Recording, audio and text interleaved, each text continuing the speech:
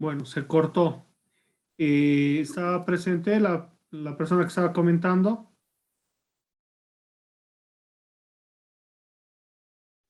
Ah, sí, doctor.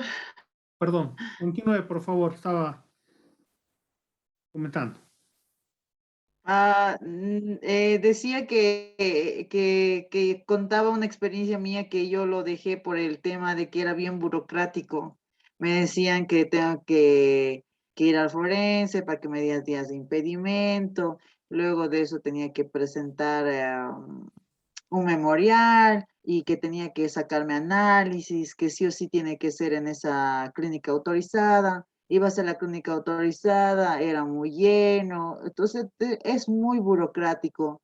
Y aparte tenía que pagar un abogado, el abogado me pedía adelantos y todo eso al final lo dejé, doctor. Lo digo como experiencia propia, que es bien burocrático y también por el tema económico, que uno, digamos, se cansa de dar dinero y que no hay resultados. Algo así más o menos, doctor.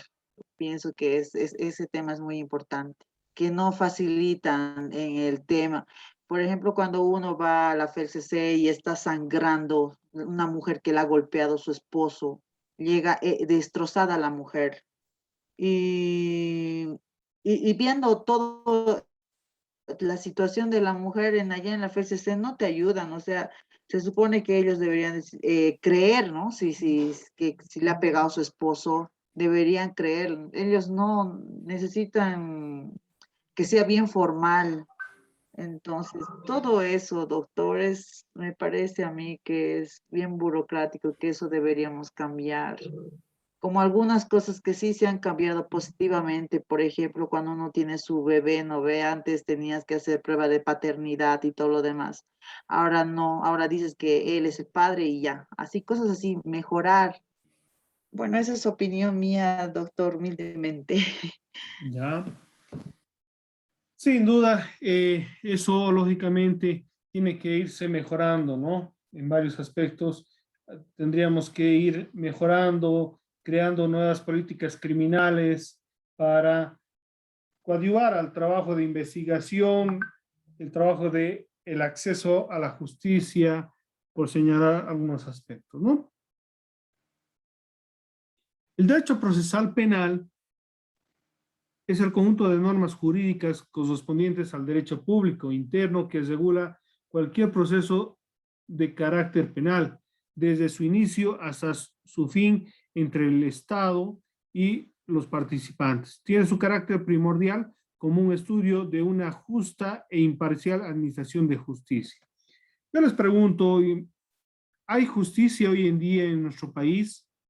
¿Hay una justicia imparcial?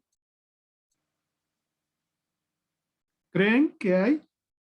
Especialmente en el ámbito del derecho penal.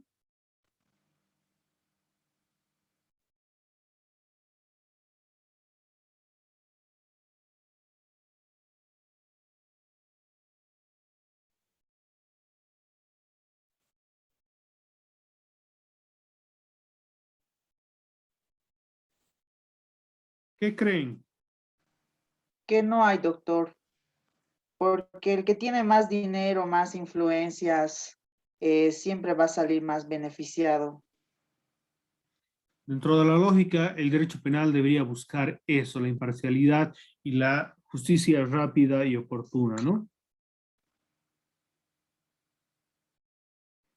El sistema penal, por ejemplo, a lo largo de la historia, se han ido presentando tres tipos de sistemas. Uno, el inquisitivo, el acusatorio y el mixto.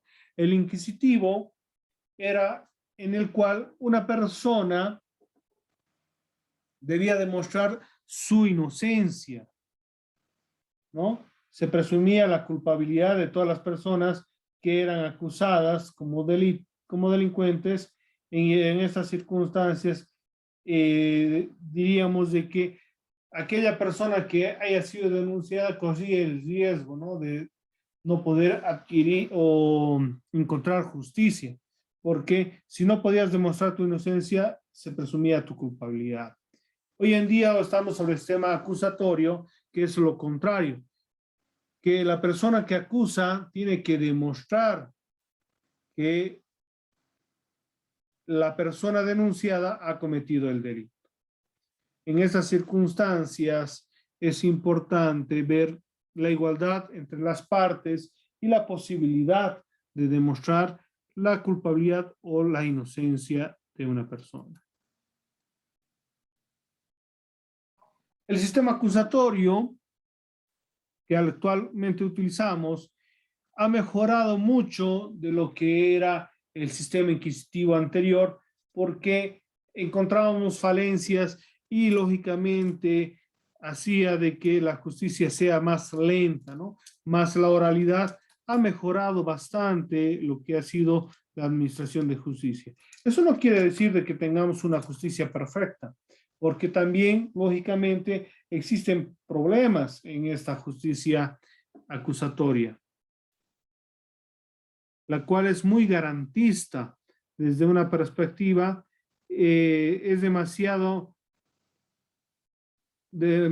beneficios, se podría decir, en favor de los delincuentes, ¿no? Especialmente aquellos famosos delincuentes prontuariados que muchas veces vemos que más paran en la calle que en las cárceles, pese de que se los ha encontrado con pruebas, con elementos que deberían ser suficientes para sancionarlos. Pero lastimosamente, como es un derecho penal garantista, acusatorio, es necesario demostrar que estas personas han cometido los ilícitos. ¿Algún comentario?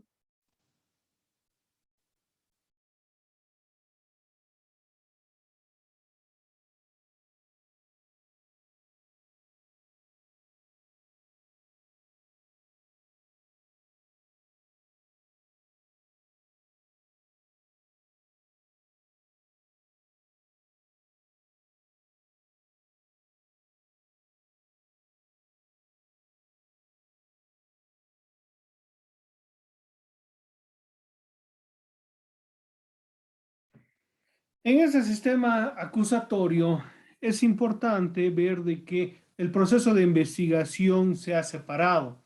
Anteriormente el juez realizaba trabajos de investigación. En este caso el juez es imparcial, no toma parte en el proceso de investigación, escucha a las partes para poder determinar si es culpable o es inocente.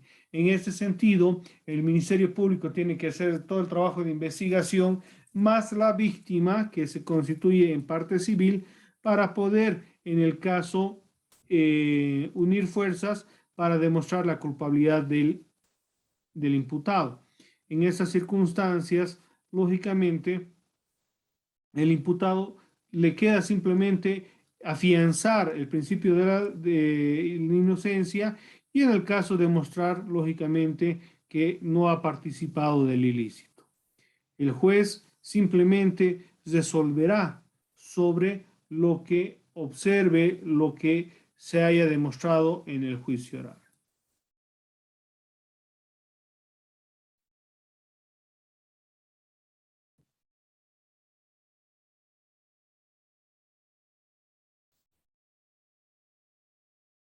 Esta es nuestra justicia actual en materia penal.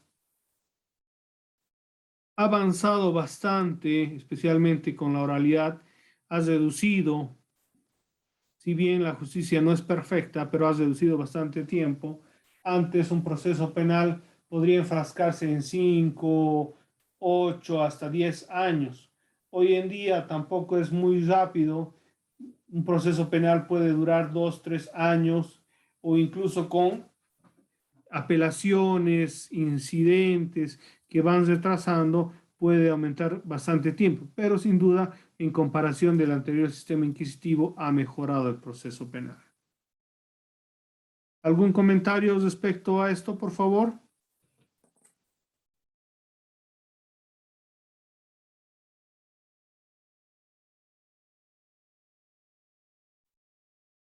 ¿Nada? El derecho penitenciario es una rama del derecho penal que busca lógicamente la ejecución de la pena. Es decir, que va a buscar que el condenado, ya encontrado culpable, pague su pena conforme a las reglas, a las normas establecidas en el Código de Procedimiento Penal y lógicamente la Ley de Ejecución de Penas.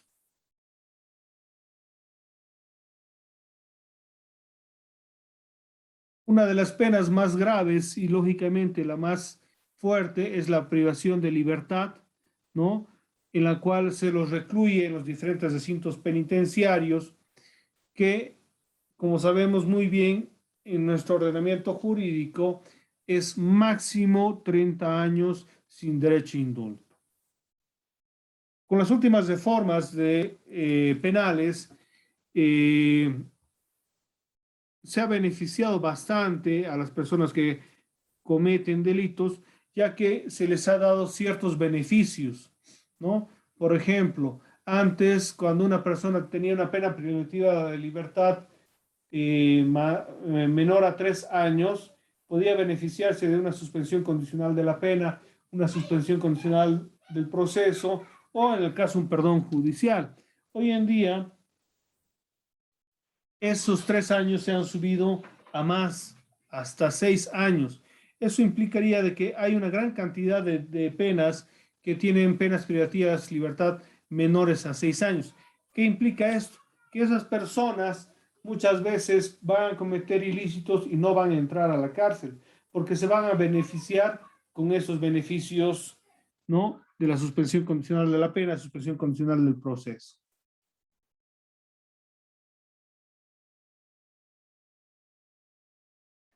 Doctor, tengo una duda. ¿Sí? Eh, en esto cuando, por ejemplo, había un caso, creo que era en La Paz, de un joven que cometió un feminicidio y estaba ya para que le dieron la condena de 30 años. Uh-huh. Yo me pregunto, o sea, ¿cómo hace el juez o, sí, el juez, digamos, para liberarlo? O sea, lo liberó, creo que a los 3 o 5 años, no recuerdo bien, que estaba en la cárcel y pasaron creo que 5 o 3 años y lo liberaron y ahí dio la opción, o sea, le dieron la oportunidad de que él se escape y ya nadie sabía dónde estaba. Entonces, o sea, mi duda es, ¿qué es lo que hace el juez para que salga de la cárcel, digamos? O sea, sé que dan dinero por detrás, pero ¿cómo es el procedimiento? Uy, medio complicado decir que yo le pueda explicar de cómo hacen para pagar eso no lo sé. Pero lastimosamente, a ver, no sé si es el caso que usted señala, en el cual es aquí en Cochabamba lo que ha pasado esto, de un muchacho que se le ha dado detención, se le ha dado libertad para que después este escape, Sí, exacto, exacto. ¿ya? Ha sido en Cochabamba eso. Ah, ya, ya. Lastimosamente, bajo el principio de inocencia, toda persona es inocente hasta que se demuestre lo contrario y toda vez que el proceso no estaba ejecutoriado, si bien había una sentencia, no estaba ejecutoriada, eso implica de que todavía no es culpable, porque una apelación puede incluso echar por tierra una sentencia, ¿no? Por vicios de forma, de fondo, hay incluso hasta primera instancia, segunda instancia, en la cual se puede bajar una sentencia. Entonces, dentro de esa lógica, ¿no? Pero no estoy de acuerdo, es de que se ha dictado resoluciones en favor del imputado, toda vez de que este todavía no tenía una sentencia ejecutoriada. Pero sin duda tenía que haberse valorado ciertos elementos, por ejemplo, la peligrosidad al ser un delito bastante grave como es el feminicidio, el no tener los arraigos naturales, porque hoy en día se ha dado a la fuga, ¿no? Es por eso que también incluso a la juez se le está procesando penalmente, ¿no? Claro. Está bien, gracias, doctor. Bien, está bien.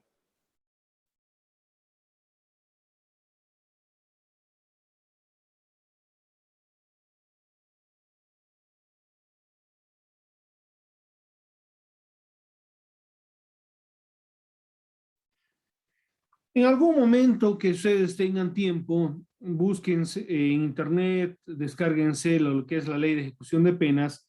Ahí van a ver, van a poder observar también de que se busca que el recluso, ¿no? Primero, pague su pena. Segundo,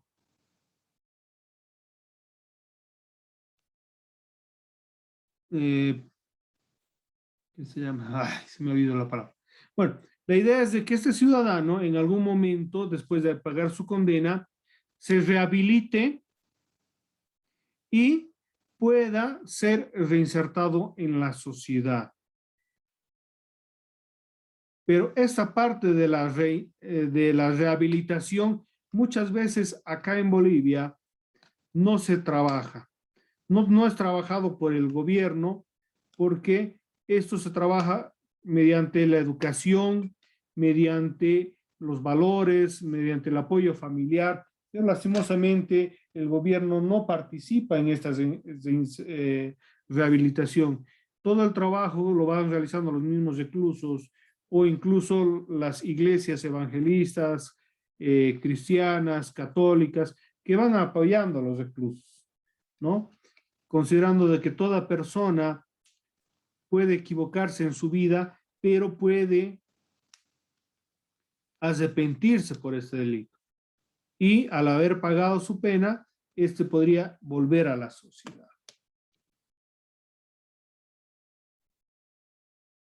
Se entiende por derecho penitenciario el conjunto de normas jurídicas que regulan la ejecución de todas las sanciones penales privativas de libertad, tanto penas como medidas de seguridad y medidas cautelares. De tal definición surge como característica propia de este derecho, que es una parte del ordenamiento jurídico por ser su contenido normativo. Se ocupa de la ejecución de las penas, medidas de seguridad impuestas, se extiende también a medidas cautelares como la prisión provisional. Hoy en día sabemos muy bien que las personas que están siendo procesadas penalmente, normalmente se les señala una audiencia que se denomina audiencia de medidas cautelares.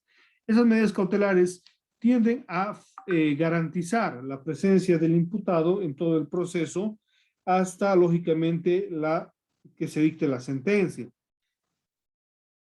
En muchos casos, la detención preventiva se da para garantizar que el imputado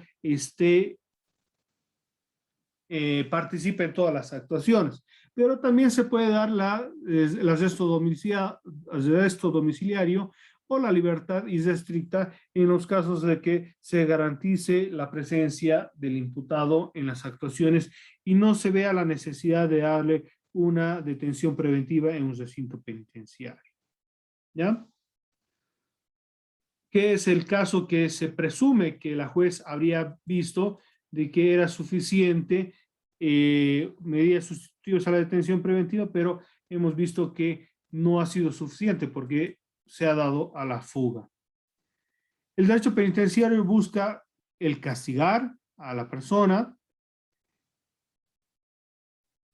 que con el castigo supuestamente se hace el pago a la sociedad por el daño causado y posteriormente, haber cubierto el castigo, debería reinsertarse a la sociedad, al individuo.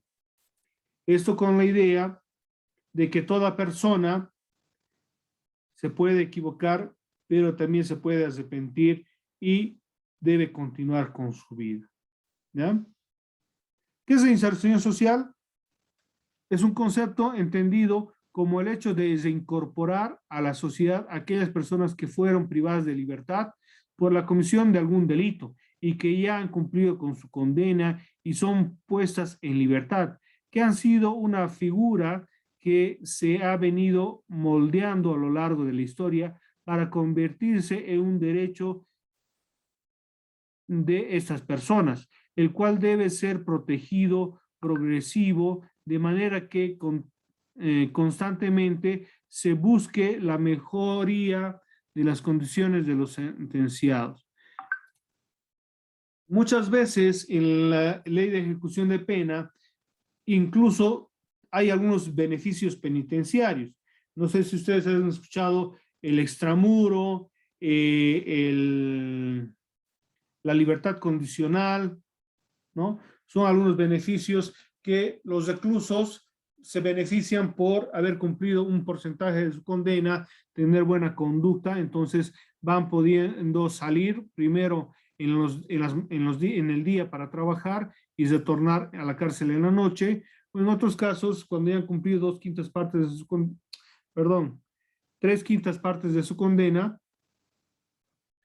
tienen la libertad condicional, entonces salen libremente estas personas para poder terminar de pagar su pena en libertad. En esas circunstancias, cuando escuchamos una pena privativa de libertad de 5, 6 años, 7 años, 10 años, no pasan los 10 años en la cárcel, ¿ya?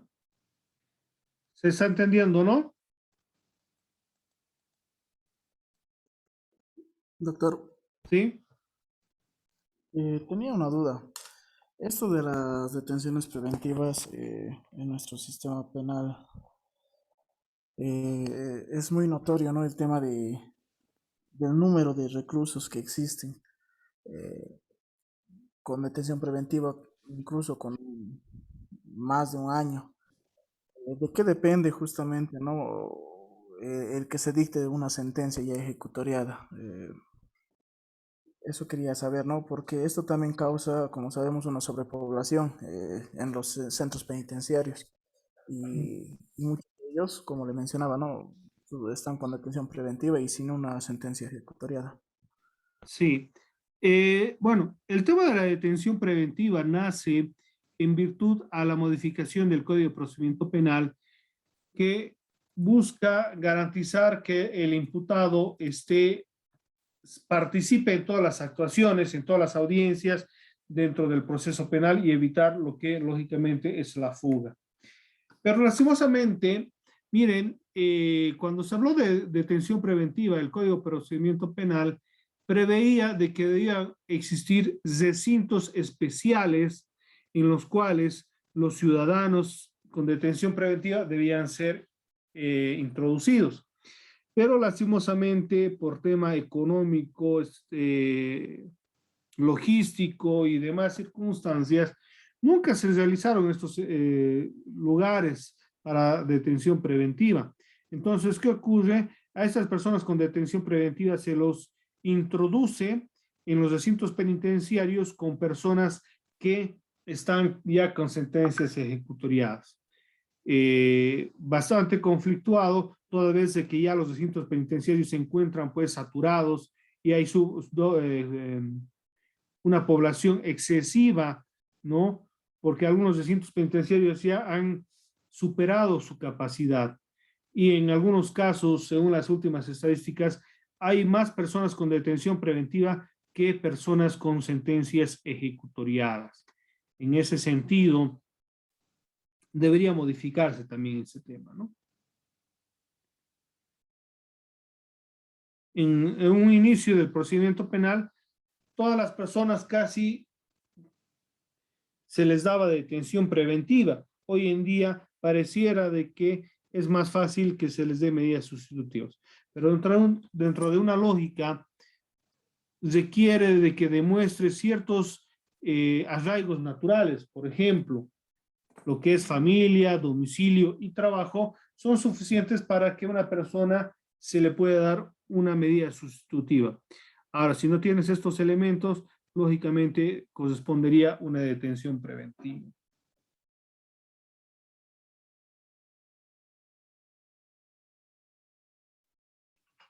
Pero sabemos muy bien que la justicia siempre va a estar observada, ¿no? Porque o es muy lenta para algunos casos, o es muy rápida para otros casos. Para algunos es fácil, para otros es difícil.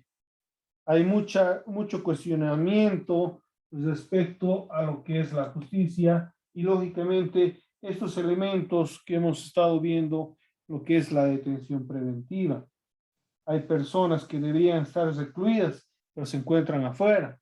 Y hay personas que están recluidas, que deberían estar libres.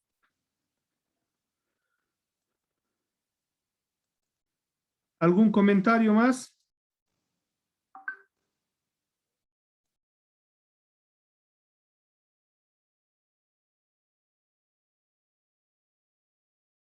Vamos a ver un poquito del tema 3, que son las escuelas penales. Estas que han dado, obviamente, desde sus orígenes del derecho penal, que han ido concepcionando lo que es el delito, el delincuente y las penas. ¿Qué son las escuelas penales? Las escuelas penales son aquellas que tratan funciones del derecho penal de la legitimidad del Estado cuando por medio del derecho penal, presentando diversas concepciones sobre el fin de la pena, analizado en fenómeno del delito y la pena. Los pensadores penales se han conformado no en pensamientos idénticos, sino en teorías que tienen rasgos comunes. Se denominan escuelas penales aquellas en que los rasgos comunes han podido encontrar similitudes, puntos de vista jurídicos, criminal, son los que prevalecen. Ahí tenemos, por ejemplo, las escuelas penales más comunes o las más difundidas. Ahí tenemos la escuela clásica, la escuela positiva, la tercera escuela. Esas tres primeras escuelas son las más difundidas en todas las legislaciones, ¿no? Que son las que más vamos a puntualizar, pero también vamos a ver la escuela sociológica, dogmática, finalista, la escuela de dogmática jurídica contemporánea o nueva política criminal, la escuela abolicionista del derecho penal y la escuela del derecho penal mínimo, que en algunos casos tratan de castigar más fuertemente al delincuente y otras son más benévolas en favor del delincuente. Vamos a ir desarrollando una a una. La escuela clásica.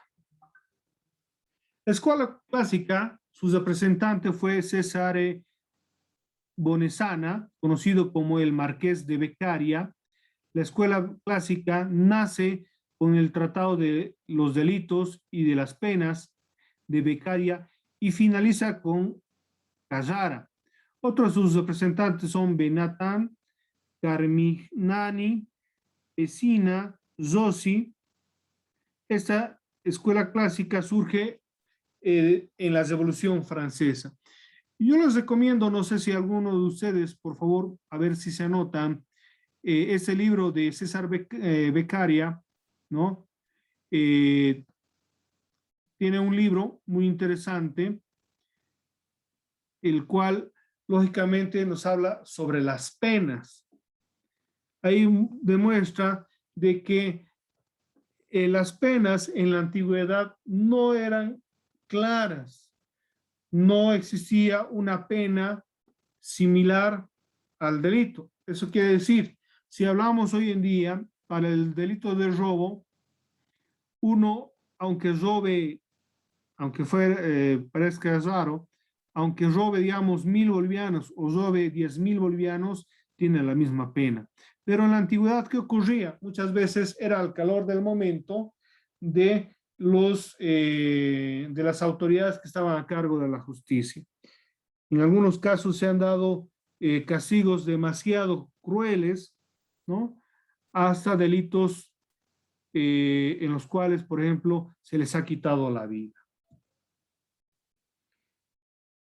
las penas de becaria. Si pueden, consíganse el libro. En esta escuela clásica se distingue los siguientes principios. El delito para ellos es una declaración jurídica. Quien infringe una norma jurídica da lugar a la configuración de un delito. El delito no existe si no se da previamente una norma de derecho, lo que sería el principio de legalidad o de existencia previa de un tipo penal. ¿Qué quiere decir esto? Que para que exista un delito debe existir una norma que señale que es delito. Con la pena, que es la consecuencia del delito, se pretende establecer el orden violado. Por eso, con el castigo, que debe ser proporcional al daño causado, lo que se pretende es darle al infractor una retribución moral. En estas circunstancias, las penas muchas veces eran en virtud al daño causado, ¿no? No había una pena establecida, sino en virtud al daño afectado. La responsabilidad penal del individuo es fruto de un libre albedrío. El hombre, para los clásicos, es libre de escoger entre el bien y el mal. Es decir, se vincula la justicia penal al libre albedrío. Si una persona no tenía libre albedrío, no podía ser castigada. Imagínense si yo mandara a matar a una persona, dentro de la lógica, ese no tendría libre albedrío porque otra persona le habría mandado. Pero en ese sentido hay muchas veces una incongruencia, porque ¿quién podría obligar a alguien a matar a otra persona? Muchas veces existe la voluntad y el deseo de cumplir ese acto. ¿Ya? En la escuela positivista, surge como reacción contraria a la escuela clásica, la cual se fundamenta en bases científicas que corresponden a las ciencias naturales. Sus representantes son Enrico Ferri, Rafael Garófalo y César Lombroso. Cabe mencionar que Enrico Ferri inventó la categoría antropológica como delincuente nato, el delincuente loco, el delincuente habitual, entre otros más. En esta escuela clásica, en la escuela positiva, se veía al delito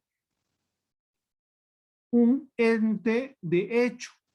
No es la elaboración jurídica, es el efecto del comportamiento humano condicionado por factores sociales, físicos y antropológicos.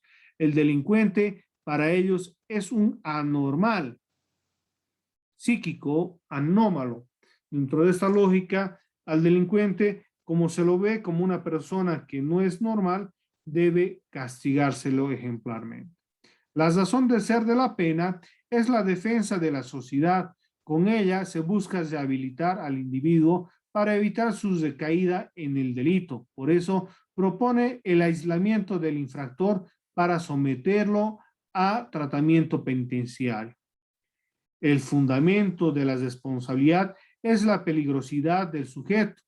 El individuo merece mayor o menor pena en la medida en que representa un peligro mayor o menor a la sociedad, a la armonía. En este sentido, las penas eran en virtud a lo que podría ser el daño causado. En muchos casos, el asesinato, como era el delito más grave, tenía las penas mucho más graves que otras. La tercera escuela, o también conocida como tercera escuela, es una escuela crítica o escuela de positivismo crítico. Tiene su aplicación precisamente por la pugna existente entre las escuelas clásicas y positiva. La tercera escuela surge en Italia alrededor de 1889 y cuyos principales representantes son Carnevali, Alimena, Impallomeni. En Alemania también existía una tercera escuela que coincide con los postulados de la italiana. El delito no es una elaboración de hecho ni de derecho, es un fenómeno determinado por las causas sociales. Mientras la sociedad no se reforme, la causa última de las acciones delictuosas son las condiciones sociales de los individuos. Con la pena se quiere intimidar al sujeto. Aquí vemos que la pena es como quien dice una promesa para que las personas no cometan un delito. Y dentro de esa lógica debería ser suficiente la promesa para que no se cometa el delito.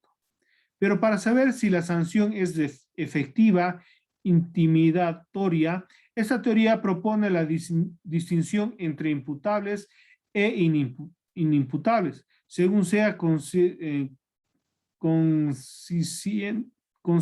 o no del significado de la pena. En este sentido, aquí se va reconociendo a aquellas personas que tienen la capacidad para entender que si cometen un delito van a ser castigados, y los que no comprendan que el cometer un delito tiene un castigo, se consideran personas anormales y no tienen lógicamente la capacidad de ser castigados, ¿no?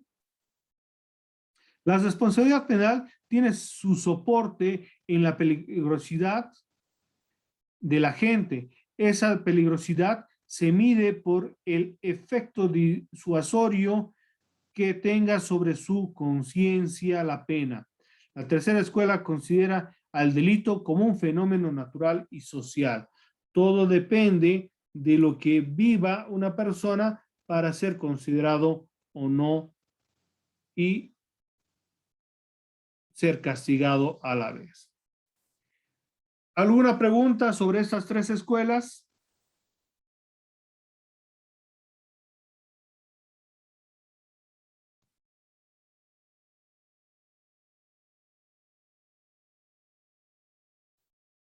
¿Alguna pregunta, algún comentario?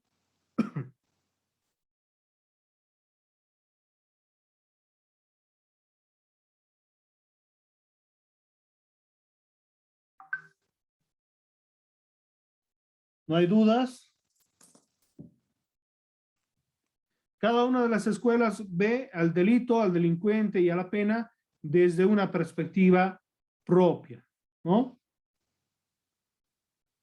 Esas tres escuelas son las más difundidas a nivel de los diferentes países.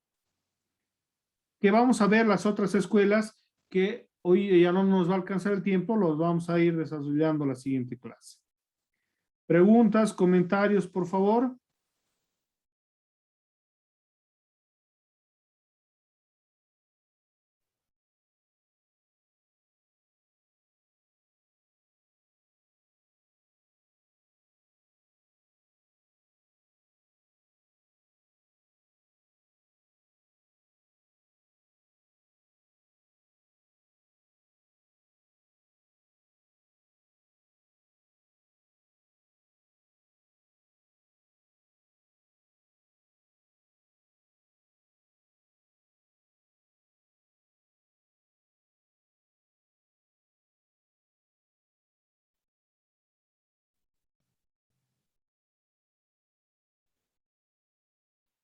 ¿No hay dudas? ¿No hay preguntas?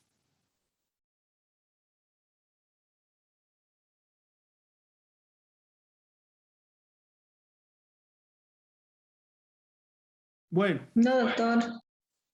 hasta ahí quedaremos entonces. Voy a subir las diapositivas a la plataforma, vayan leyendo por favor, y la siguiente clase continuamos con este tema de las escuelas. ¿Está bien? Está bien, doctor. Está bien, doctor. Bueno, por WhatsApp también les voy a subir para los que estén más al tanto del WhatsApp, ¿ya?